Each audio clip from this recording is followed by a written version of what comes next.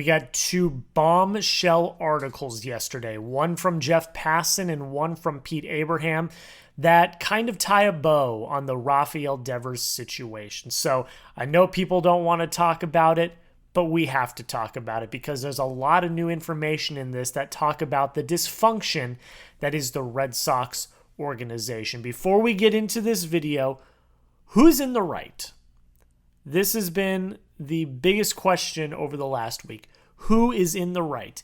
Type B in the comments if you think it's Craig Breslow. Type D in the comments if you think it's Rafael Devers.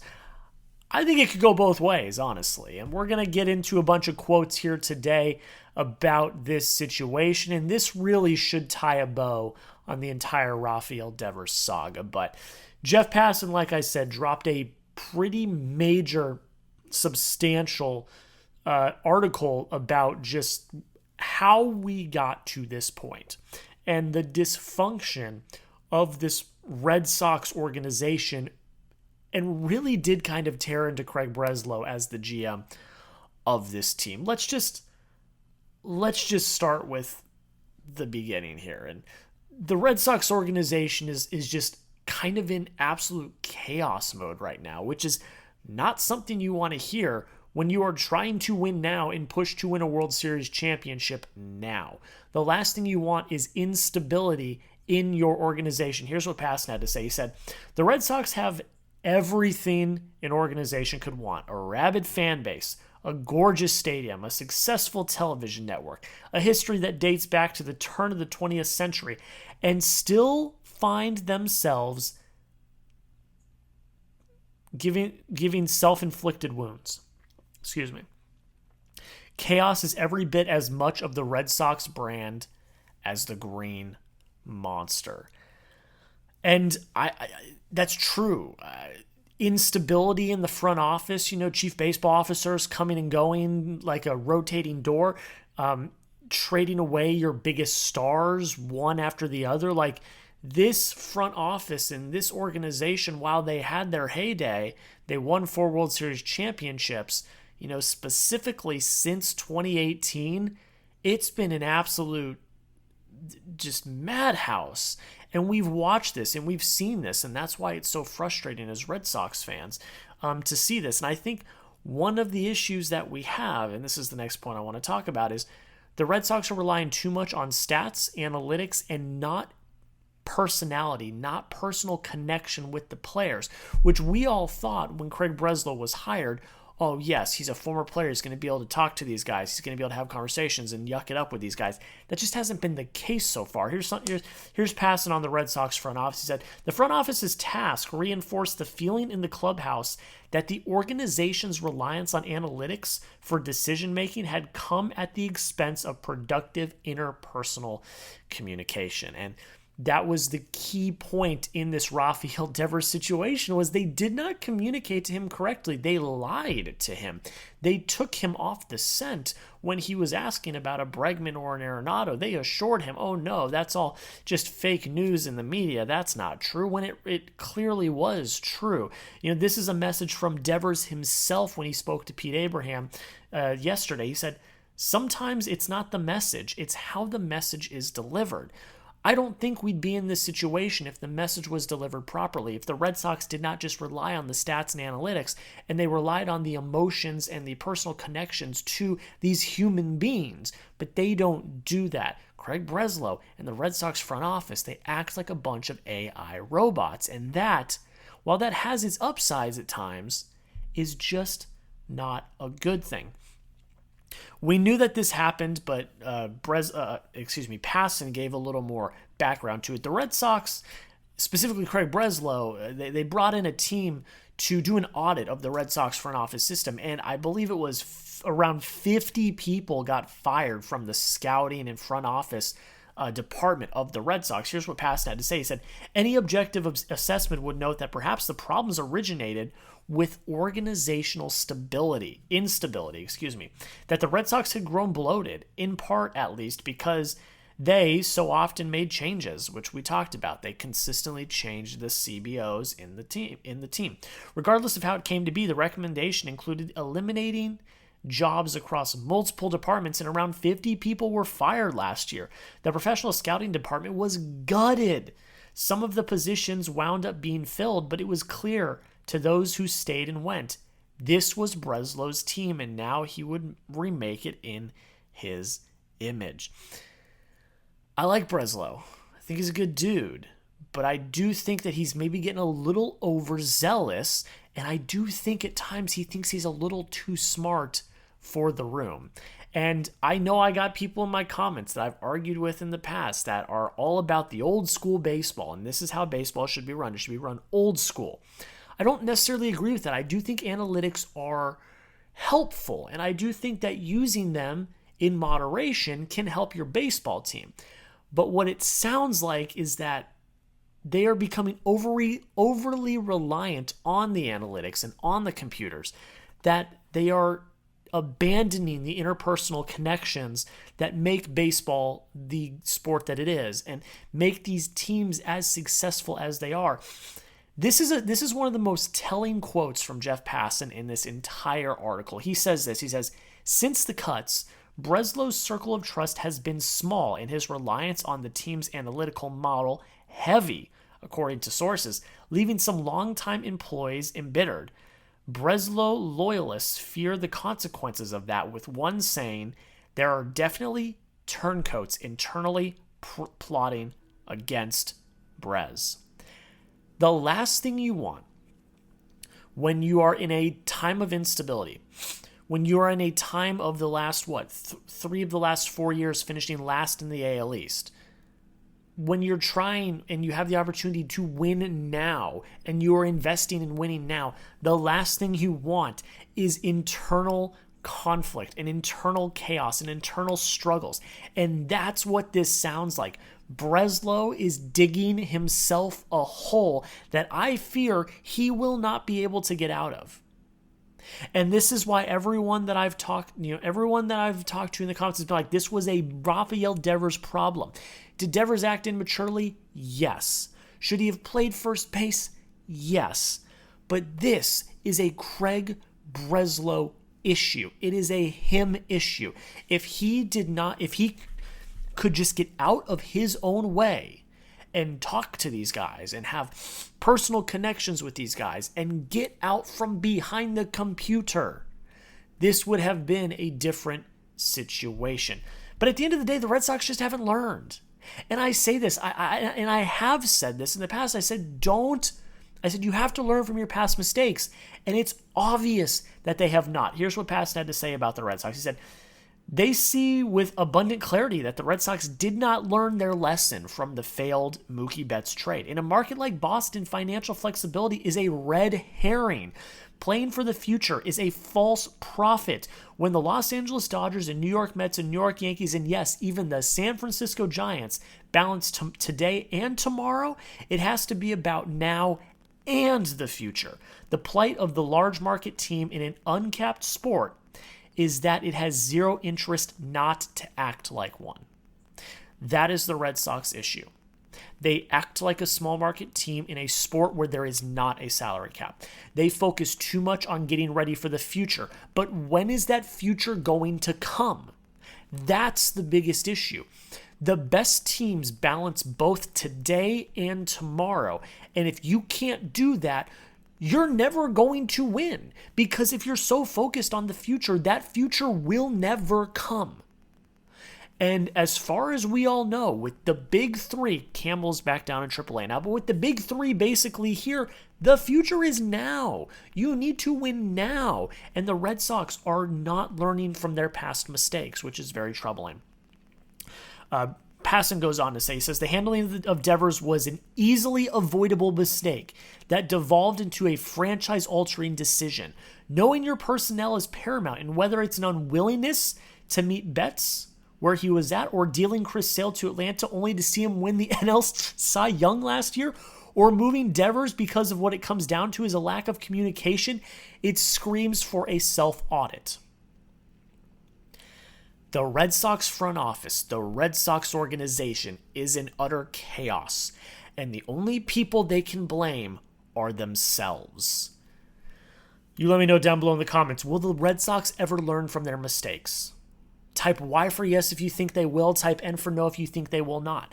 Again, everyone's gonna all the people in the comments are gonna say Devers is a cancer, Devers is a this, Devers is a that. And again, Devers is not scot-free in this. He definitely has blame. But this article from Passan, I would recommend you guys all go read the entire thing. It is very telling that the main issue is the organization and how the organization handles their stars. That is the main issue. But you let me know. Will the Red Sox ever learn? Y for yes, N for no. One quick more nugget, and then we're going to talk about Devers here in a second. Alex Cora, I guess, was completely on board with trading Devers. I guess. I don't have many more quotes on that, but according to the reports, he seemed all good. He knew it was going to happen. He's like, all right, let's ride. All right, Devers spoke to Pete Abraham and actually gave his take on the trade. He was pretty revealing on the trade, and I actually found it fairly interesting. Here's what Devers had to say. He said, I was surprised when it happened, but I knew it was coming. I know the business of baseball. I saw it happen with Mookie when he got traded. That kind of prepared me for what happened. We just kind of talked about this. The Red Sox don't know how to handle their stars, and Rafi saw what happened with Mookie, so he knew what was going to happen. Here's the most telling quote. He talks specifically about his conversation with John Henry. He said, they wanted me to play first base. I told Henry that eventually, yes, I could play first base, but maybe next year. It was not my fault that players get hurt. I feel like if another player got hurt, they would move me again. Now, this is where Devers loses me. This is where Devers loses me, and this is where his blame comes in. His stubbornness and his lack of flexibility are what did him in from the Red Sox perspective. I get that learning a new position is hard. I get that you don't want to go out there and absolutely flounder. But this was not a, hey, let's see what happens. This was an urgent matter. Tristan Casas blew out his knee. This was not a, hey, let's play around with it. Let's see what happens. No, this was a, hey, we need you. We need you to play first. And he just wouldn't do it. So that was an issue, and it wasn't great. And see, that's where Devers loses me, and that's why there's blame on both sides. I think that the blame falls more on the Red Sox organization, but Devers is not, blameless in this. According to Pete Abraham, Rafi, I think the writing was kind of on the wall for him. I think he knew this trade was coming. He said, as the trade was being discussed, Devers steadily withdrew from day-to-day culture of the Red Sox, typically arriving at the ballpark just before the start of team activities. Devers would dress with keeping his AirPods in, a silent message. He wasn't interested to speak to anyone. And once the game ended, he would dress quickly and leave. It's just a sad way to see this end. The situation's so unfortunate, and it didn't have to end this way, but I think that a lack of institutional awareness just really did this relationship in, and it honestly sucks. According to sources, the Red Sox did not just talk to the Giants. Apparently, they talked to the Padres, Mariners, Cubs, Blue Jays, Braves, and Giants. So the report of them not shopping him, I think, is pretty much false, which is, I guess, good to see. I still don't like the return that they got fully, but at the end of the day, it is what it is. I'm going to ask you this question again. We've gone through all the details. We've read all the quotes. Let me know. And be honest. Don't lie. Don't just say it's Devers because you don't like the diva. We've gone through all of this information. Who's in the right? Or no, who's in the right? Type B for Craig Breslow or D for Rafael Devers. I just gave you all this information. You let me know. Who's in the right? B for Craig Breslow, D for Rafael Devers. We're going to talk about the Red Sox win over the Giants here in a second, but we do deep dives like this all the time. We also do shorts after every single game, recapping every single game, and we have daily Red Sox videos for you. That's why you subscribe. Don't miss out. Join the family. We've been growing like an absolute rocket ship over the last week or so covering this Rafael Devers situation. I really appreciate all of the new subscribers that are here. And if you're new and you haven't subscribed, consider hitting that big red button. It's absolutely free. It costs you nothing. And I guarantee you're going to love this channel because we give you daily Red Sox coverage. All right, folks. Game 1, Red Sox Giants, Rafael Devers against his former team. The Red Sox come out with the dub 7-2. 5. I'm going to go through this rather quickly. This was one of the more entertaining games the Red Sox have played all year. A lot of lead changes. The Red Sox put together a really gritty performance. I really, really liked what I saw. And thank God, because it was a 9:15 p.m. first pitch Central Time here in Dallas, Texas. The game did not end until past midnight.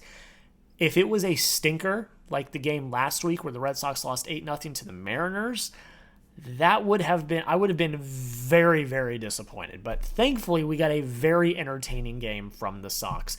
Hunter Dobbins starts for you. He didn't look good today. He really didn't. He only went 4 hits, 5 walks, only 1 strikeout, 4 earned runs, 5 runs total.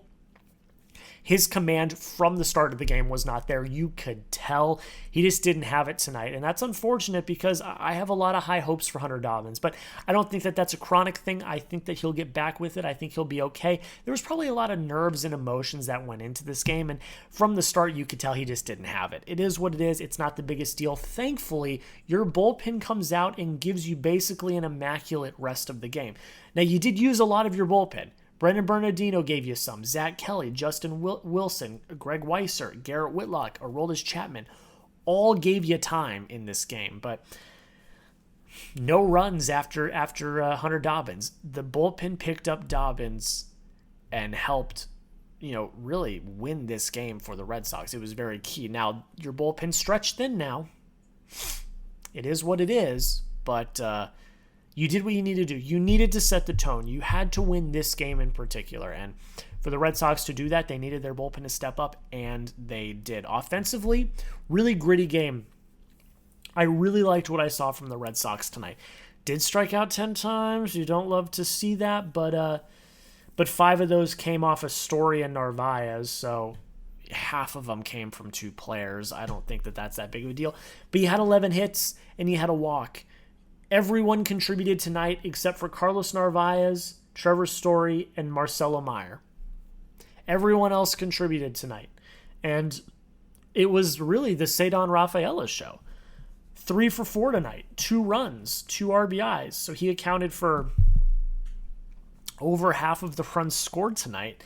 And he was really the spark plug for this team tonight. He was a triple short of the cycle, absolute electric factory, and it was great to see the bottom of your lineup, doing good things. The 8-9-1 part of your lineup was electric tonight. Rafaela goes 3 for 4.